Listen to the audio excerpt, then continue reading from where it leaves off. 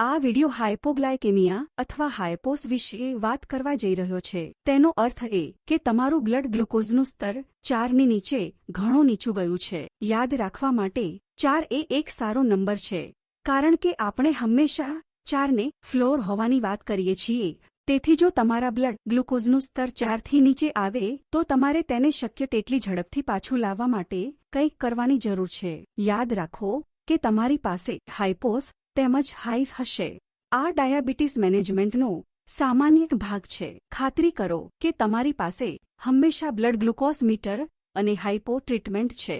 હાઇપોસ સામાન્ય રીતે વધુ પડતું ઇન્સ્યુલિન, વધારાની કસરત અથવા સામાન્ય કરતાં વધુ પ્રવૃત્તિ ઇન્સ્યુલિન આપવા, પરંતુ પછી તરત જ ન ખાવાથી અથવા ઝાડા અને બીમાર હોવાને કારણે પરિણમે છે। તમે હવે તમારા ડાયાબિટીસને નિયંત્રિત કરવા માટે ઇન્સ્યુલિનનું ઇન્જેક્શન આપવાનું શરૂ કર્યું છે। ઇન્સ્યુલિનનું કામ તમારા બ્લડ ગ્લુકોઝના સ્તરને ઘટાડવાનું છે। તમે જે ખાધું છે તેની સરખામણીમાં વધુ પડતું ઇન્સ્યુલિન એ તમારા ગ્લુકોઝનું સ્તર ખૂબ ઓછું થવાનું કારણ હશે। તમારા ગ્લુકોઝના સ્તરમાં ઘટાડો થવાનું બીજું કારણ તમારું મગજ ખરેખર સખત મહેનત કરે છે। જેમ કે જ્યારે તમે પરીક્ષામાં બેઠા હોવ ત્યારે તણાવ, ચિંતા, ગરમ હવામાન અથવા ગરમ સ્નાન પણ હાઇપોનું કારણ બની શકે છે। આ ક્ષણે તમે જાણતા નથી કે જ્યારે તમારું ગ્લુકોઝનું સ્તર 4થી નીચે જાય ત્યારે શું અપેક્ષા રાખવી। જો તમે અલગ અનુભવો છો અથવા અલગ દેખાશો તો ફક્ત આંગળી ચીરીને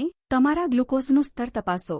તે ખરેખર મહત્વનું છે કે તમે ક્લાસિક લક્ષણો ભૂખ્યા અનુભવો છો, પરસેવો આવવો, નિસ્તેજ દેખાવું, ગુસ્સાવાળું અથવા ચીડિયાપણું અનુભવવું, ધ્રુજતું અથવા અસ્થિર હોવું, આંસુની લાગણી, પ્રેક્ટિકલ સ્કિલ્સ સેશનમાં આપેલી સૂચના મુજબ માથાનો દુખાવો કે પેટમાં દુખાવો થવો અથવા માત્ર અનુભૂતિ થવી અથવા યોગ્ય વર્તન ન કરવું। યોગ્ય પરિણામ મેળવવા માટે પહેલા તમારા હાથ ધોઈ લો।